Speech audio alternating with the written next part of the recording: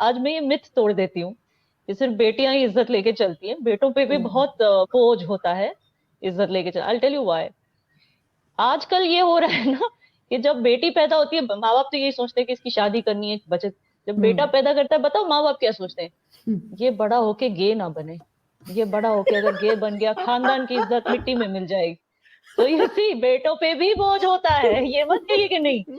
और अनफॉर्चुनेटली देखिए, ये कोई, आपको शायद हंसी आएगी, बट अनफॉर्चुनेटली रेप्स जो है, देखिए, पेरेंट्स तक मैं ये पैगाम पहुंचाना चाहती हूँ। आपको ये डर लगता है ना कि अगर बेटी बाहर चली गई, कहीं उसका रेप ना हो जाए, कहीं उसके साथ कोई कुछ खराब ना हो जाए, उसकी उसकी जिंदगी खराब ना हो जाए, इसलिए आप चाहते हैं कि वो ज्यादा से ज्यादा घर पे बैठे, लड़कियों के बीच में उठना बैठना हो उसका, और मतलब इज्जत से अपनी शादी करके चले जाए, ताकि आप लोगों से वो इनसिक्योरिटी हट जाए कि हमें इसको बचा के रखना है, इसकी इज्जत बचा के रखनी है, एक बार शादी होगी तो इसका हस्बैंड इसका देख लेगा। आपको ये डर है। लेकिन क्या आपको पता है कि लड़कों के भी रेप्स होते हैं? और कितने, खास करके जो यंग लड़के होते हैं, उसकी तादाद कितनी है, क्या आपको पता है? तो ये चीज अपने दिमाग से निकाल दीजिए कि सिर्फ लड़की आपकी इज्जत मिट्टी में मिलाएगी। नो, लड़का भी मिला सकता है। लेकिन ये चीज भी आपको समझनी है कि किसी का अगर रेप होता है, उसमें उसकी कोई गलती नहीं है। ओके, वो कैसे जो रेपिस्ट है उसने अपनी खानदान की इज्जत नीचे की, जो रेप विक्टिम है उसमें उसका कोई कसूर नहीं है। तो ये चीज, इस स्टिग्मा को बदलना होगा हमें, बोल बोल के लोगों तक की अवेयरनेस, ये एहसास जगा के कि actually this is all related to this rape, कि ये जो फीलिंग ना कि बाहर चली जाएंगे तो हमारी इज्जत मिट्टी, लड़की को किसी ने बुरी नजर से देख लिया, लड़कों को बुरी नजर से नहीं देखते क्या? उनको भी तो देखते हैं। तो आपको ऐसे क्यों लगता है कि लड़की के बाहर जाने से ही आपकी इज्जत कम हो जाएगी? मैं वो कह रही हूँ।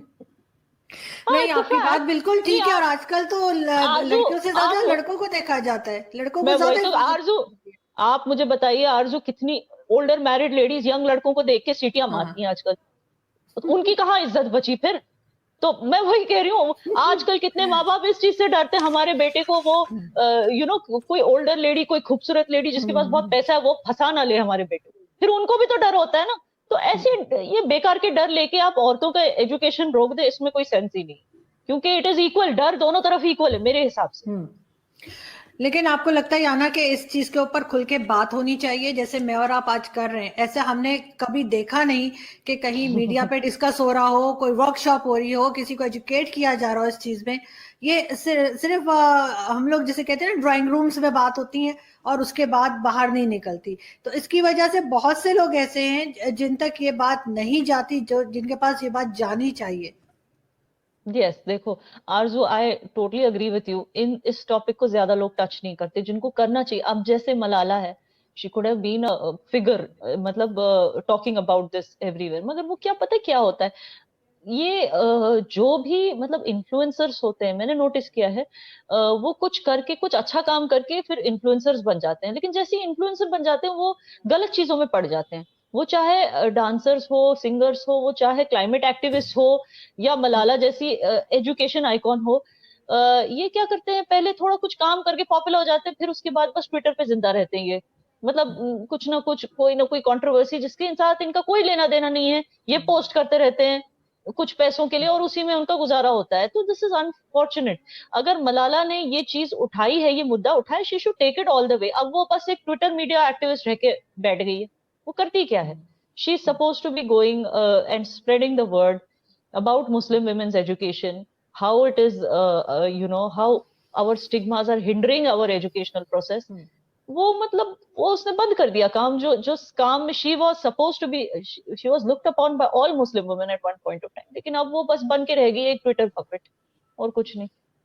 लेकिन हम सिर्फ मुस्लिम वुमेन की बात नहीं कर रहे। हम हिंदुस्तान पाकिस्तान में जो से भी रिलीजन्स हैं और उसमें जो है, सबका हाल तो एक ही जैसा है। इस जगह जाके वो हिंदू हो चाहे मुस्लिम हो, सबने अपनी जो फीमेल्स हैं उनको जिसे कहते हैं पीछे रखा हुआ है। और हर जगह पे बाकी रिलीजन्स में भी बहुत ज्यादा होता है कि हमारे यहाँ तो खैर ऑनर किलिंग भी बहुत ज्यादा होती है पाकिस्तान में जी, और मुस्लिम्स में। लेकिन ये चीज तो हिंदू रिलीजन में भी है कि वो औरतों को पीछे रखते हैं और जेंट्स उनके आगे होते हैं।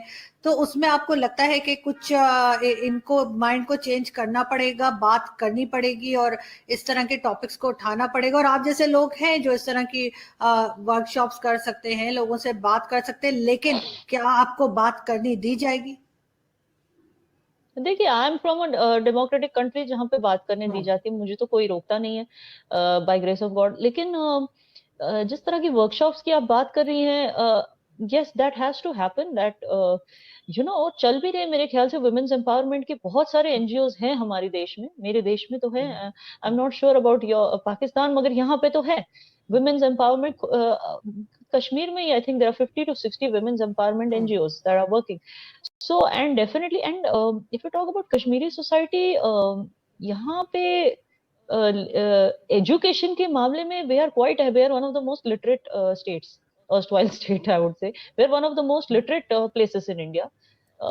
See, and when you talk about other religions, मैं ये बताऊंगी कि सी उनका क्या हो गया है कि they don't follow any religious laws, ठीक है ना।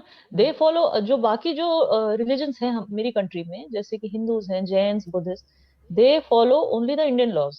एंड इंडियन लॉज में जैसे कि सती अबॉलिश कर दिया, बहुत सारी चीजें उन्होंने अबॉलिश की जो औरतों के हित के अगेंस्ट थी, उनके इंटरेस्ट, उनके बेनिफिट के खिलाफ थी। बहुत सारी ऐसी चीजों को उन्होंने, by the way, caste system भी अबॉलिश किया हुआ है। आर्टिकल 15 के हिसाब से किसी को भी आप कास्ट की वजह से डिस्क्रिमिनेट नहीं कर सकते। तो क्या है कि बाकी रिलीजन्स जो है वो फॉलो करते, लेकिन Islam, why am I highlighting Muslim women, क्योंकि जो मुस्लिम्स हैं वो अभी तक शरिया में ही यकीन रखते हैं।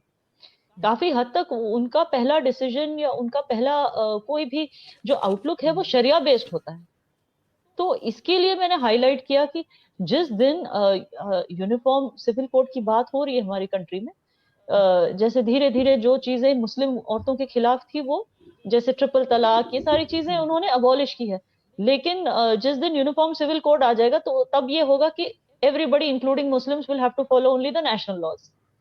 तो I think that will make a big difference, क्योंकि एक एटलीस्ट चीज कम से कम जैसे कि बहुत जल्दी शादी कर लेना लड़कियों की, see that's not allowed in our law, Indian law. मगर ये लोग अपने शरिया के हिसाब से, कई सारी कम्युनिटीज हैं, I am not talking Kashmiris, Kashmir में ऐसा नहीं होता है, generally women marry late, but I am talking about small small community, many parts of India there are, जहाँ पे मुस्लिम मेजोरिटीज हैं, छोटे छोटे गांव हैं, छोटी एरियाज हैं जहाँ पे there are Muslim majority, and they वो आपस में 16 साल 17 साल की उम्र में लड़कियों की शादी कराते हैं, उनको सिर्फ कुरान खानी पढ़ाते, उनको स्कूल नहीं भेजते। ये सब होता है because they are only following Shariah.